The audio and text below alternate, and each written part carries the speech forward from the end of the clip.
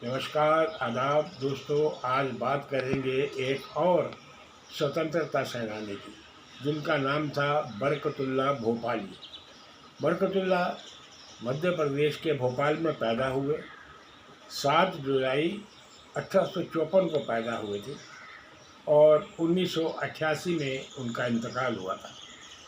बरकतुल्लाह भोपाली भोपाल के रहने वाले थे, इसलिए बरकतुल्लाह भोपाली के नाम से जाने जाते थे और बड़े पढ़े लिखे थे। लोग उन्हें मौलाना और मौलवी साहब भी कहा करते थे। 7-8 ज़बानों पे उनको अबूर हासिल था, कमांड थी। 7-8 ज़बानें वो जानते थे: हिंदी, उर्दू, फ़ारसी, अरबी, जर्मन और जापान। और जापान में जाके तो उन्होंने हिंदी को बढ़ावा देने के लिए वहाँ जाके वहाँ प्रोफेसर बने यूनिवर्सिटी में। और ज़्यादातर उन्होंने बाहर मुल्क में रहकर ही अपने मुल्क की आज़ादी के लिए कोशिश की, स्ट्रगल की, जद्दोजहद करते रहे।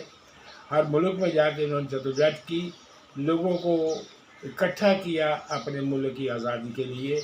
यहाँ तक कि तुर्की के सुल्तान अनवर पाशा से भी उन्होंने मदद मांगी थी हिंदुस्तान की आज़ादी के लिए।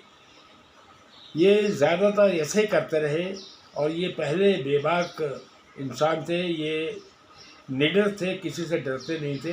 अंग्रेज़ों की हुकूमत के दौरान इंग्लैंड में रहकर भी उन्होंने पंडित दीनदयाल से और राजा महेंद्र सिंह से कांटेक्ट किया और उनके कांटेक्ट में आए। इस तरह से उनके इनकलाबी गतिविधियाँ चलती रही और वो गदर पार्टी के सदस्य भी थे। ऐसे लोगों ने अगर हिंदुस्तान की आज़ादी के लिए दूसरे मुल्कों में जाके मदद मांगी तो ये किस लिए मांगी? क्योंकि देशभक्ति का जज्बा उनके अंदर कूट कूट के भरा था। ये देशभक्ति नहीं तो और क्या है? इसलिए दोस्तों, मुसलमानों से नफ़रत करना छोड़ दो। नफ़रत किसी से भी ना करो, क्योंकि नफ़रत अच्छी बात नहीं है। नफ़रत नहीं, मोहब्बत करो, मोहब्बत करना सीखो। मैं इतना ही कहूँगा कि मुसलमानों का उतना ही योगदान है हिंदुस्तान की आज़ादी में जितना हिंदुओं ने योगदान दिया, जितना सिखों ने योगदान दिया। इसलिए हिंदू, मुस्लिम, सिख, ईसाई आपस में हैं भाई भाई। इसी बात पे चलना और इसी भरोसे में हमें आगे बढ़ना चाहिए।